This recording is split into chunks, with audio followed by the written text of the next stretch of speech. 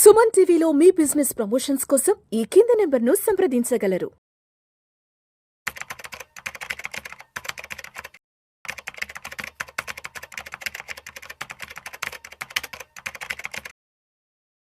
Welcome to Vishnu talks. నేను విష్ణు. ప్రస్తుతంతో పాటు senior stock market analyst Malempati Prabhu garu ఉన్నారు. వారితో మాట్లాడదాం. సార్ ప్రభు గారు నమస్తే. సార్ నమస్తే అండి విష్ణు గారు. సార్ ప్రభు గారు, ఇండియన్ స్టాక్ మార్కెట్ లో లాభాల జైత్రయాత్ర కొనసాగుతోంది. గత వారం రోజుల నుంచి మార్కెట్లు మంచి లాభాలతో ముందుకెళ్తున్నాయి. సో ప్రభు గారు, లాస్ట్ ఆగస్టు సెప్టెంబర్ లో మనం మార్కెట్ లో 86,000 ఆల్ టైమ్ హై చూసాము. అంటే ఆల్మోస్ట్ మనం 80,000 మార్క్ అనేది చూసి ఒక 7-8 మంత్స్ అవుతుంది. అండ్ నిఫ్టీ విషయానికి వస్తే నిఫ్టీ కూడా 24,000 మార్కుని దాటడం కూడా జరిగింది. సో మొత్తానికైతే మార్కెట్లో కొలుక్కొచ్చాయి, మార్కెట్లు మంచి లాభాల పట్టాల మీదకి వచ్చాయి. అండ్ ఇదే సమయంలో మనం కాశ్మీర్లో కూడా ఉగ్రవాదుల దాడి ఘటన కూడా చూడడం జరిగింది. చాలా భయానకంగా కూడా అక్కడ దాడులు చేశారు. సో మరి ఇప్పుడు కాశ్మీర్లో జరిగిన ఈ యొక్క సంఘటన ఏదైతే ఉందో ఇది మార్కెట్లను టచ్ చేసే అవకాశం ఉందంటారా? మనం 5 months తర్వాత కంటిన్యూస్గా సెప్టెంబర్ తర్వాత ఆల్ టైమ్ హై 26,277 టచ్ అయ్యాం. అక్కడి నుంచి ముందే మన వాళ్ళు ఎక్స్పెక్ట్ చేసినట్టున్నారు. అంటే మన వాళ్ళే ఒప్పుకోవచ్చు, తెలుగు వాళ్ళు ఇండియన్స్ తెలుగు వాళ్ళని ఒప్పుకోవచ్చు. అక్కడే ఎక్స్పెక్ట్ చేసి ముందు నుంచే సెల్లింగ్ మొదలు పెట్టారు ఈ 5 months అయినా. ఎందుకంటే January 20th ట్రంప్ సీట్లోకి వచ్చిన తర్వాత ఇవన్నీ ట్రెమర్స్ వస్తాయి అని ఎక్స్పెక్ట్ చేసి ముందు నుంచే చిన్న చిన్నగా అమ్ముకుంటూ వచ్చినట్టు అనిపిస్తోంది. సో 5 months, లాస్ట్ 2 months నుంచి మార్కెట్ ప్లస్లోనే సిరీస్ ప్లస్లోనే క్లోజ్ అవుతుంది. ఈ సిరీస్ కూడా ప్లస్లోనే దాదాపుగా అయిపోయినట్టే. ప్లస్లో అంటే 2,500 points ఉన్నాయి కాబట్టి. సో డెఫినెట్గా నెక్స్ట్ సిరీస్ ఇంకా మే సిరీస్ ఏంటంటే, బట్ ఈ ఏప్రిల్ సిరీస్ మటుకు విపరీతంగా వోలటాలిటీ ఇండెక్స్ భయంకరంగా ఉంది. 21,743కి వెళ్ళి అక్కడి నుంచి మళ్ళీ తీసుకుందండి. అంటే దాదాపు 2,500 points. అంటే ఎవరు ఎక్స్పెక్ట్ చేయాల అసలు ఇంత వస్తుందని. ఎందుకంటే ఆయనని మార్కెట్ అవగాహన చేసుకున్నట్టుంది ట్రంప్ని. ఈయన ఇంతే, ఇది టీ కప్లో తుఫానే అనేది చూసుకున్నట్టుంది. అక్కడి నుంచి మనం దాదాపుగా 1,400 points పెరిగి కొంచెం మళ్ళీ డిప్పించి మళ్ళీ 1,000 points పెరిగాం. సో ఇప్పుడు ఏంటి పరిస్థితి అంటే ఓవరాల్ ట్రెండ్ పాజిటివ్గానే ఉంది. వెనక్కి తిరిగే ఛాన్స్ కనపడట్లా. మొన్నటిదాకా భయం ఉండే, ఆల్ టైమ్ హై కూడా టచ్ అవుతామా లేదా అనే భయం ఉండే డిసెంబర్ లోపలని. ఇప్పుడు డిసెంబర్ లోపల 30,000 మార్క్ కూడా టచ్ అయ్యే అవకాశాలే కనపడుతున్నాయి 100%. ఎందుకంటే ఛాన్స్ ఉంది. మ్యాక్రోస్ అన్ని పాజిటివ్ ఉన్నాయి. మన ఇన్ఫ్లేషన్ కంట్రోల్లో ఉంది, ఇంట్రెస్ట్ రేట్ తగ్గిస్తున్నారు, ఎవ్రీథింగ్ అన్ని మ్యాక్రోస్ పాజిటివ్లో ఉన్నాయి. కాబట్టి డెఫినెట్గా ఇది అంటే ఏదన్నా మధ్యలో ఏదైనా ఇబ్బందులు వస్తే ఏదైనా డిప్పులే కానీ ఆ డిప్పులు ఎవరైనా సరే ఉపయోగించుకుంటే మంచిది. అంటే విపరీతంగా ఫాల్స్ అనేవి ఉండవు, భయంకరమైన ఫాల్స్ ఏమైనా ఉండవు. ఏదో మరీ ఏదైనా విపరీతంగా నెగిటివ్ వస్తే తప్ప. అంటే ఇప్పుడు ట్రెమర్స్ కూడా దాదాపుగా అయిపోయినట్టే. అది కూడా అంటే వర్స్ట్ ఈస్ ఓవర్ అనుకోవచ్చు, we're out of the woods అనుకోవచ్చు. అందుకనే మన మార్కెట్ పెరుగుతోంది. ఎందుకంటే యుఎస్ మార్కెట్స్కి జనరల్గా ఫాలో అవుతాం మనం. బట్ ఈ మధ్య కాలంలో చూడండి, we're detach to the US. వాళ్ళు పెరిగినప్పుడు మనం పెరగల, మనం పెరుగుతున్నప్పుడు వాళ్ళు తగ్గారు. సో అంటే వాళ్ళతో పాటు మనం ఎప్పుడు ప్రయాణిస్తాం. జనరల్గా పెద్దన్న పొజిషన్, అంకుల్ శామ్ అంటాం కదా. సో అంకుల్ శామ్ పొజిషన్ అని జనరల్గా అన్ని దేశాలు కూడా ఫాలో అవుతాయి. ఎందుకంటే వాళ్ళు చెప్పింది వేదం వద్ది, వాళ్ళు రూల్ చేస్తారు కాబట్టి. సో ఎక్కువ బిజినెస్ కానీ ఎక్కువ బయట నుంచి ప్రోడక్ట్స్ తెప్పించుకోవడం కానీ అన్నీ ఉంటాయి కాబట్టి మనం ప్రోడక్ట్స్ పంపించేది పెద్ద ఎక్స్పోర్ట్స్ ఇంపోర్ట్స్ అనేది మనకి 18%.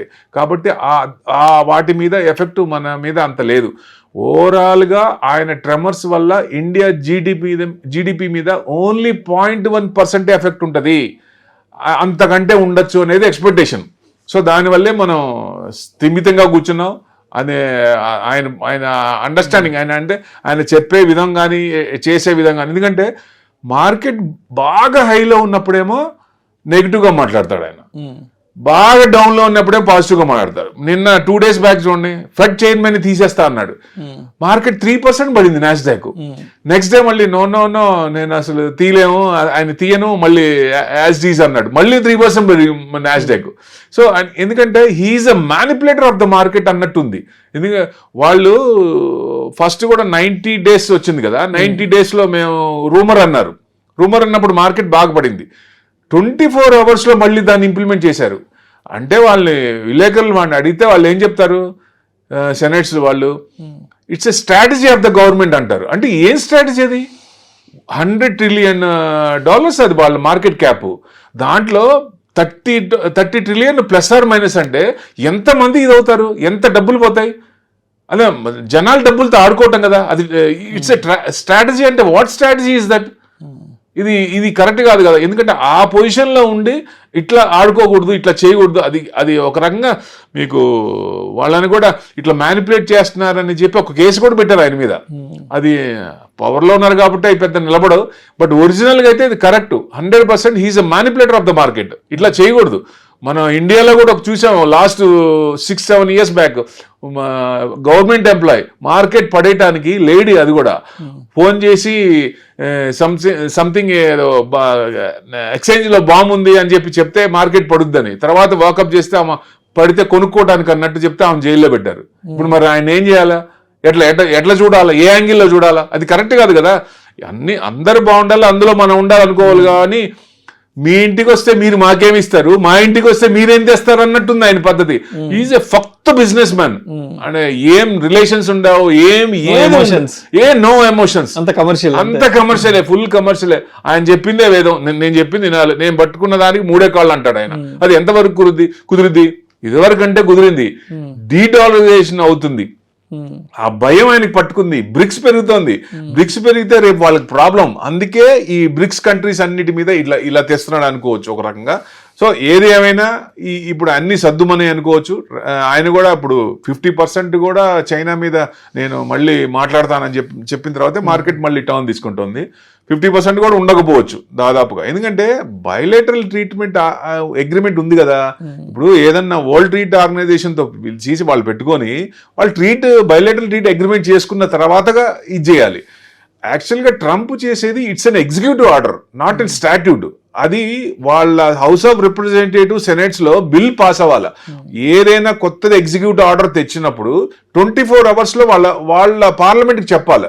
చెప్పిన తర్వాత 2 months లో వాళ్ళు దాన్ని బిల్ పాస్ చేస్తారు. అప్పుడే ఇది అవుద్ది. అసలు ఏ బిల్లు కూడా ఈయన బిల్లు ఒక్కటి కూడా పాస్ అవ్వదు 80%. అది తెలుసు.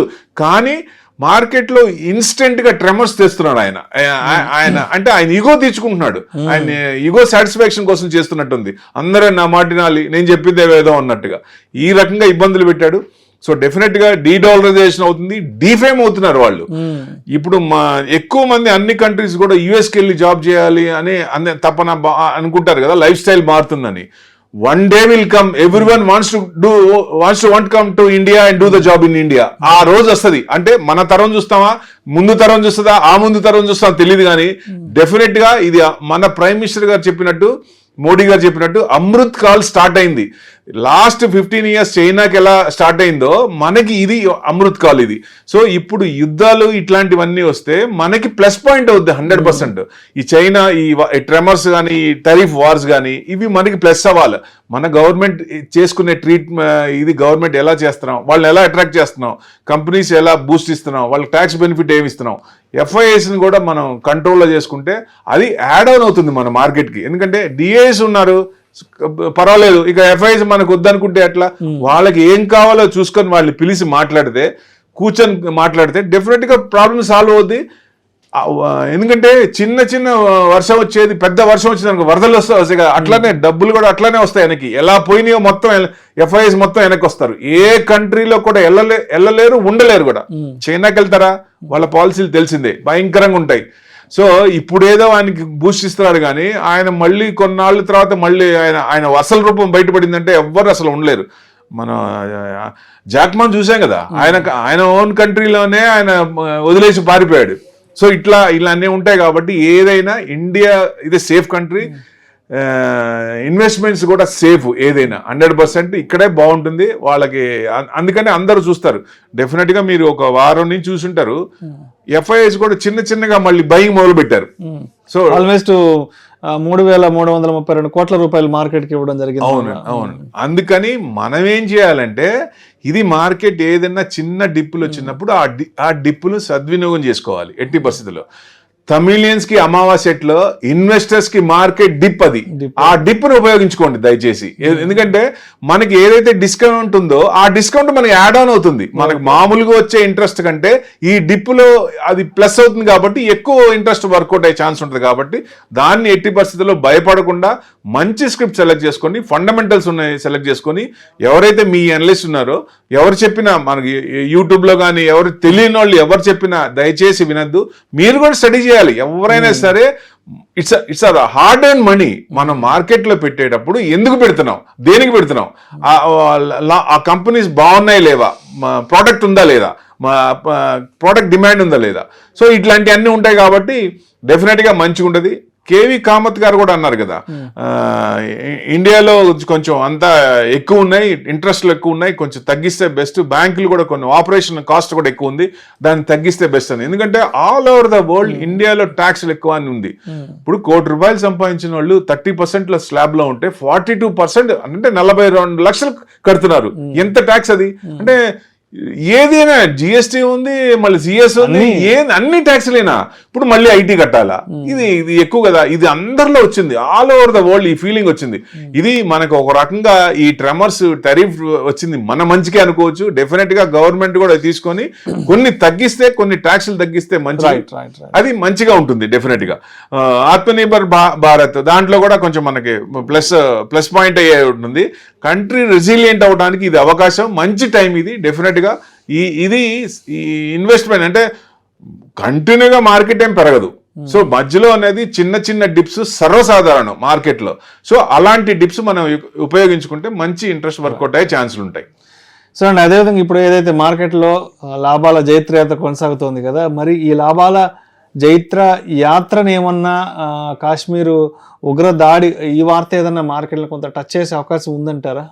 ఇప్పుడు వాళ్ళు ఎవరో ఒక ఆర్గనైజేషన్ మేము చేశామని చెప్పింది, కానీ పాకిస్తాన్కి ఇది కన్ఫర్మ్ గా వాళ్ళు చేశారా అనేది ఇంకా కన్ఫర్మ్ కాలేదు, అఫీషియల్ గా చెప్పలేదు వాళ్ళు. కాబట్టి ఇప్పుడు ఆ 7 ఎవరైతే ఉన్నారో వాళ్ళు 7 దొరికితే మొత్తం విషయం బయటపడుతుంది. సో మనం చూసుకుంటే ఎప్పటి నుంచో ఉన్న హిందూ నాగరికత అంటే ఇండస్ వాటర్ ట్రీట్మెంట్ సస్పెండ్ చేసాం మనం. ఎందుకంటే అది సస్పెండ్ చేయడం అనేది 75 సంవత్సరాల నుంచి వాళ్ళకి నీరు ఇస్తేనే వాళ్ళకి 4 మెతుకులు లోపలికి వెళ్తాయి. సో ఎట్టి పరిస్థితుల్లో పంటలు ఉండవు, ఏమి ఉండవు. సో ఇప్పుడు నీళ్ళు ఆపేస్తే అతలాకుతలం అయిపోద్ది. ఇప్పటికే వాళ్ళకి ఇన్ఫ్లేషన్ ఎక్కువ భయంకరంగా ఉంది. ఒక కోడిగుడ్డు కొనడానికి ₹250 పెట్టి కొనుక్కోవాలి వాళ్ళు. సో ఆ రకంగా ఉన్నాయి, ఇన్ఫ్లేషన్ భయంకరంగా ఉంది. వాళ్ళు అసలు అంటే ఏ కంట్రీకి వెళ్ళినా దేహి అంటమే ఉంది, అడుక్కోవటం ఉంది. అసలు వాళ్ళకి రెస్పెక్ట్ లేదు, ఏం లేదు. ఎట్టి పరిస్థితుల్లో వాళ్ళకి ఇది ఉంది. కాబట్టి అటారీ బాటిల్ కూడా మనకి అక్కడ చేస్తుంటారు కదా, ఎవ్రీ ఆగస్ట్ 15 చేస్తుంటారు కదా, దాన్ని కూడా సస్పెండ్ క్లోజ్ చేశారు. డిఫెన్స్ అఫీషియల్ కూడా ఇమీడియట్ గా మొత్తం ఎంతమంది ఉన్నారు, 55 మెంబర్స్ ఎంత ఉండాలి, 55 మెంబర్స్ లో 30 మెంబర్స్ నుంచి 25 మెంబర్స్ ని ఇది చేశారు. అంటే మనం ఎంత మంది పెడతామో వాళ్ళు కూడా అంతమంది మన దగ్గర పెడతారు. అది నెంబర్స్ బాగా తగ్గించినట్టున్నారు. సో ఇమీడియట్ పాకిస్తాన్ ఇక్కడ ఉన్న వాళ్ళందరికీ అఫీషియల్స్ వాళ్ళందరికీ ఎమ్మటే 48 hours టైం ఇచ్చి వెళ్ళిపోమని చెప్పారు. అంటే ఇది కొంచెం ఇది కన్ఫర్మ్ గా వాళ్ళు చేసిందా అంటే వాళ్ళే ఇప్పటికే ఇబ్బంది పడుతున్నారు. ఇంకా మనం ఫ్లరిష్ అవుతున్నాం, ఇంత ముందుకెళ్తున్నా, మనల్ని ఇబ్బంది పెట్టే ధైర్యం వాళ్ళకి ఉండకపోవచ్చు అనుకుంటున్నా. ఇది మామూలుగా ఈ ట్రెమర్స్ వల్ల ఒక రకంగా చూస్తే చైనా ఇబ్బంది పెడుతుందా అన్న డౌట్ వస్తుంది. ఎందుకంటే మనం యుఎస్ ని కనుక బయోలేటరల్ అగ్రిమెంట్ చేసుకుంటే వాళ్ళకి ఇబ్బంది. సో దాన్ని చేయడానికి డైవర్షన్ చేయడానికి చేసిందేమో అని ఒక ఊహ వస్తుంది. అది ఎంతవరకు కరెక్ట్ అని తెలియదు కానీ, సో డెఫినెట్ గా చైనా నమ్మలేము ఎట్టి పరిస్థితిలో. ఇప్పుడు చైనా అన్ని కంట్రీస్ కూడా భయపెడుతున్నాడు కదా, యుఎస్ ఎట్లా చెప్తుందో చైనా కూడా చెప్తుంది, మీరు యుఎస్ మాట వింటే మేము మీకు ఏం చేయాలో అది చేస్తాం, ప్రెషర్ చేస్తాం అన్నట్టు. ఎందుకంటే వాళ్ళు డబ్బులు ఎక్కువ ఇస్తారు, ఇంట్రెస్ట్లు ఎక్కువ తీసుకుంటారు. ఆ కంట్రీని చూసాం కదా, మన శ్రీలంకని కానీ ఎట్టి పరిస్థితుల్లో వాళ్ళు ఏం చేశారు, బంగ్లాదేశ్ని కానీ. సో డెఫినెట్ గా ఇట్లాంటివన్నీ ఉంటాయి కాబట్టి వాళ్ళని అసలు నమ్మలేం. పాకిస్తాన్ ఆల్రెడీ దాదాపుగా బ్లింక్ లో ఉంది, ఇంకా అయిపోవడానికి అన్నట్టు. సో డెఫినెట్ గా వాళ్ళకి అంత ధైర్యం ఉండకపోవచ్చు, ఎందుకంటే బాగా డబ్బులు ఉన్నవాడు పొట్ట నిండినవాడు కదా ఏదైనా చేసేది. సో ఇబ్బందులు పడుతూ ఇంకొకటి చేస్తారా అనేది డౌట్ ఉంది. సో డెఫినెట్ గా ఇది మటుకు ఒప్పుకోకూడదు ఎట్టి పరిస్థితిలో. మన గవర్నమెంట్ కూడా దీన్ని లాస్ట్ టైం యూరియా అప్పుడు మనం సర్జికల్ స్ట్రైక్ చేశాం కదా, అట్లానే ఈ సర్జికల్ స్ట్రైక్ లాగా వాళ్ళ 7గురిని పట్టుకొని ప్రాబ్లం సాల్వ్ అయిపోద్ది. ఎందుకంటే వాటర్ కోసమే ప్రాబ్లమ్స్, యుద్ధాలు జరుగుతాయని చెప్పి ఎప్పుడో బ్రహ్మం గారు చెప్పారు. సో అది రాకుండా ఉంటే మంచిదని కోరుకుందాం, రాకుండా ఉండాలని కోరుకుందాం డెఫినెట్ గా. So that's the main thing. అంటే మార్కెట్ కి ఇట్లాంటి చిన్నవి వస్తుంటాయి, బట్ మార్కెట్ పట్టించుకునే స్టేజ్ లో లేదు. 100% ఇది లేదు. మళ్ళీ మార్కెట్ మన బ్రాడ్ వ్యూ మార్కెట్ పాజిటివ్ గానే ఉంది. సో డెఫినెట్ గా ఈ చిన్నవి వస్తాయి కాబట్టి చిన్న డిప్పులు రావచ్చు. యాక్చువల్గా ఇవాళ అయితే పాజిటివ్ లో ఉండాల్సిన నిఫ్టీ మార్కెట్ 20-30 పాయింట్స్ డౌన్ ఉంది. అంటే నెగిటివ్ న్యూస్ వచ్చినా ఎక్కువ అబ్జర్వ్ చేయండి, ఎక్కువ పడట్లేదు. అంటే వీఆర్ స్ట్రాంగ్, బలంగా ఉన్నాం. సో అన్ని మ్యాక్రోస్ అన్ని బాగున్నాయి కాబట్టి భయపడాల్సిన పనే లేదు. డిప్స్ ని ఉపయోగించుకుంటే మంచిదని ఉద్దేశం. ఇంకొక విషయం కూడా విష్ణు గారు మనం ఇక్కడ చెప్పుకోవాలి. BTA bilateral trade agreement, JD Vance ఇక్కడ ఉన్నారు. అఫీషియల్ టూర్ కాదు, మామూలుగా వచ్చారు. కానీ బయోలేటరల్ ట్రేడ్ అగ్రిమెంట్ అయినట్టు మనకి సూచకంగా తెలుస్తోంది. అది మే ఎండింగ్ నుంచి స్టార్ట్ అవుతుందని. అందుకే మార్కెట్ కూడా కొంచెం పాజిటివ్ టర్న్ అయిందేమో అని, వచ్చే పాజిటివ్, అందుకే ముందే గ్రహించినట్టుంది. సో డెఫినెట్గా ఎక్కడో చోట సాల్వ్ అవ్వాల్సిందే కదా. సో ఈ అగ్రిమెంట్ కానీ యుఎస్తో మనకి అయితే డెఫినెట్గా టరీఫ్స్ అనేవి మనకి ఉండవు. ఎందుకంటే 0 ట్యాక్స్ కూడా అవ్వచ్చు ఆయన ఇష్ట ప్రకారం. ఇప్పుడు మనం ఎంత వేస్తామో, ఇప్పుడు 55% హార్లీ డేవిడ్సన్ మీద అనేది మొత్తం తీసేశాడు ఆయన, మన ప్రైమ్ మినిస్టర్ గారు. సో 0 చేశాడు ఆయన. సో ఆయన కూడా 0 చేస్తే ట్యాక్సీలే ఉండవు, ఎక్స్పోర్ట్ కూడా మనకి పెరిగేది. మంచి ఛాన్స్ ఇది. ఈ ట్రెమర్స్, ఇది సంక్షోభం అనేది ఆ వార్స్ వాళ్ళందరికీ జరుగుతున్నప్పుడు మనకి ఇది ప్లస్ పాయింట్, ఇండియాకి ప్లస్ పాయింటే. ఆ యాంగిల్లో చూస్తే డెఫినెట్గా మన యాంగిల్, అందుకే నేను 30,000 దాకా వెళ్ళే ఛాన్స్ ఉన్నాయి ఈ సంవత్సరమే. మొన్నటి దాకా డౌట్ ఉండే ఆల్ టైమ్ హై కూడా వస్తుందా లేదా అని. ఇప్పుడు డెఫినెట్గా అంటే ఈ మ్యాక్రోస్ అన్ని బాగున్నాయి. సో ట్రెండ్ పాజిటివ్ ఉంది. ఇంకా నెగిటివ్స్ ఎట్లాంటిది ఏదైనా భయంకరమైన నెగిటివ్స్ రాకుండా ఉండి ఏదైనా చిన్న డిప్లు వస్తే పర్వాలేదు. 30,000 వరకు మార్కెట్ నిఫ్టీ టచ్ అయ్యే అవకాశాలు ఎక్కువ కనపడుతున్నాయండి. Thank you sir, thank you so much Babu గారు. థ్యాంక్ యూ అండి.